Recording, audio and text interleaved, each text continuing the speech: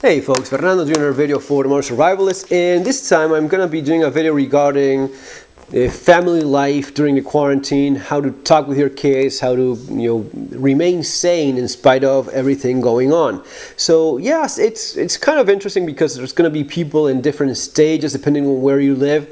Some people are still very much in a pretty solid lockdown, barely going out for some essentials. There's people already going out and working and such, but there's still a lot of this thing regarding kids maybe not going to school or homeschooling or going to class online. A lot of people working from home. So I think it's worth doing this video regarding how to organize all that and remain sane during these complicated times. Now it's going to be 5 points. The first one, point number one, regarding talking. Point number one would be learn to talk, explain, not only to your kids, but also among adults, in your family. You have to talk about what's going on. You have to share your fears, your thoughts, whatever is in your mind, and your kids should do the same thing so as to open up and get all of that that's maybe bottled in, get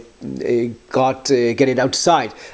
Kids sometimes don't talk all that much, and they have fears that they don't want to share with adults. And one important key point here is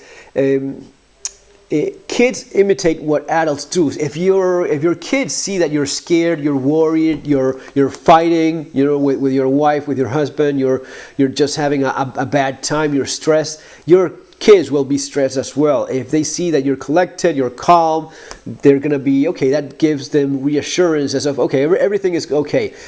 Kids look at their parents as to know if things are wrong or if things are fine. And if they see that you're losing your marbles, then that's not what you're going to be achieving.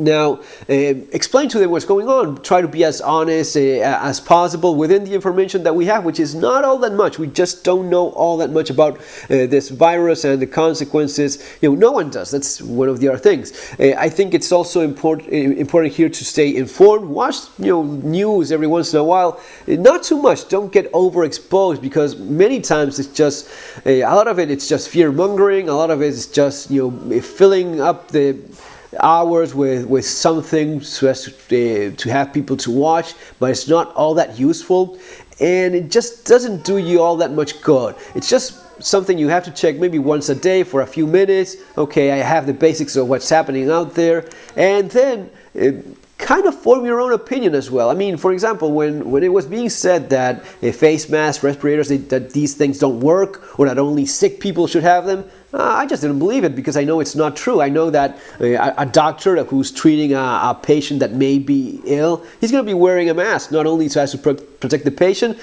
also so as to protect himself. I mean, this is the kind of thing that I do in my channel. I know that personal protection equipment does work. I know that a gas mask does a certain job, and it's perfectly adequate for the spread of the virus, and it's going to be protecting you. So even if someone tells me otherwise, I don't care if it's the CDC or the president or whoever, I already know better than that. So if they're trying to bullshit me, I've already formed an opinion. And that's what you should do as well in terms of what's happening up there. Of course, there's certain things you just have to learn to live with. If there's a quarantine and you just cannot go out, try to make the best out of it, and just follow the guidelines that the hand that you're being dealt. If you're going to be working from home, then try to make the best out of that. But basically that, staying informed, talking among adults and with kids as well, and explaining things. Kids sometimes fantasize about this being the end of the world, nothing is ever going to be going back to normal. Adults do that as well. I've heard so many times these last few days of adults just losing it just because they have to stay home for a little while. Man, it is what it is, and hopefully things will go somewhat back to some normalcy soon enough. But if you're healthy, if you're fine, there's a lot of people that cannot say that. So consider yourself blessed if that's your situation, your case. Number two, it's try to fall into some sort of routine. If you're going to be staying home, maybe you're just going to work and getting back home, and you have your kids home as well.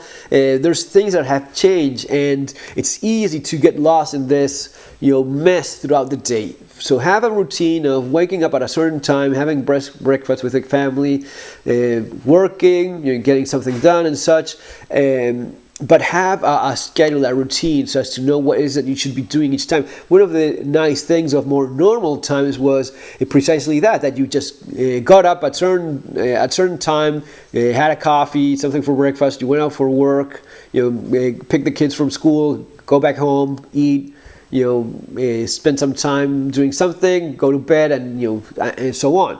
You need to have some form of a routine organizing all these things that I'm going through in this list. Don't have kids staying up until 2, 3 a.m. watching movies, playing video games, and sleep until 1 p.m., 2 p.m. the following day. It's kind of depressing. It's a complete waste of time, and it's not even healthy. And the same applies for adults as well. Just have somewhat of a reasonable routine. If you do something on weekends, for example, Fridays for us, it's pizza night. We have pizza. Sure, we used to get it delivered, not anymore because of everything going on. We just do it ourselves. That's perfectly fine. Saturday night is movie night. Okay, have a movie and keep that tradition, that routine going on. Number 3, keep working, man. If you are working from home, you can still do a lot. There's people that are finding out right now that they're more efficient and their time is better spent working from home than in an office. Sure, of course, you're not commuting, wasting maybe a couple hours back and forth, and you're not dog tired because of that as well, which is not just the time wasted, it's the crappy time that you spend in your car that's stressful. You feel like crap. You're not even wasting that time, and you're better off because of that. And sure, you're home. You can take a break every once in a while, and it's not an uncomfortable place like most offices tend to be. It's not a very nice environment in general, but keep working, and if you don't have, if you're not working from home and you're just waiting for something, find something that you can do, work related, or something that is useful so as to invest your time in. And the same goes for kids that have homework. One of the things at first was that teachers were not so sure as of how to handle all of this and how much homework they should be sending kids. Sometimes, at least for my kids, it was a matter of being oversaturated with just too much stuff that they were being sent to do. And kids have to have a routine as well. First of all, you do your homework. After you do your homework, you can do whatever else is that you want to be doing. But don't wait until it piles up and it becomes a huge ball of homework to take care of. Just do it as it starts arriving, right? Number 4, exercise and working out. You definitely have to do that as well, especially when you're not going out. Just going through your normal day, most people do walk a certain amount of steps, those 10,000 steps that we should all be walking every single day. A lot of people don't do that, but even for those that don't, if you work outside, you are more likely to do a lot more in terms of physical activity, moving, walking from one place to the other, or doing something. Staying home is kind of the exact opposite of that, and you have to make the actual effort of getting on the stationary bike or a treadmill or the elliptic trainer like I have, and trying getting on that and working out a little bit. One of the things I was trying to do with my kids, a little bit more of sparring, wrestling, so as to have them learn something useful and get tired, which that's nice as well. Be careful with that, because if you're not so sure about how to do that, the last thing you want is a broken arm or leg or someone getting hurt and having to go to a hospital right now. That would be a big no-no. But some exercise, some routine that you find on YouTube and jumping around a little bit and making some workout routine. Anything but do a little bit of exercise. Try to do some of it each day and make it part of this routine of yours. And finally, of course, some entertainment time, some downtime in terms of some fun activity, maybe watching a movie, maybe video games. You know, I posted yesterday on my Instagram about that, and just got 2 new ones delivered this morning that I ordered that I wanted to check out. Yeah, Assassin's Creed Odyssey and Witcher Game of the Year edition. Yeah, I'll be looking into those soon enough. Also, cooking. You know, make this a good.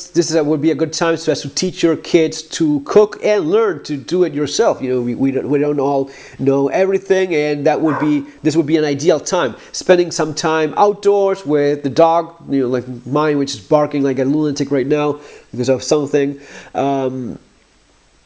So yeah, it's time spent outside. You know, of course, there's people that live in apartments and they cannot do that, or they're more limited in that sort of thing. But if you have a house, you have a place to be outside with a pet, with a dog, especially some sun exposure, especially for your kids and for yourself as well. But sunshine is great. It's a fantastic natural antidepressant, which works very well with exercise and a good diet. Man, that's going to be helping enormously towards reducing those levels of stress, keeping you happy, and also boosting your immune system, which is definitely something I want to do, especially these days.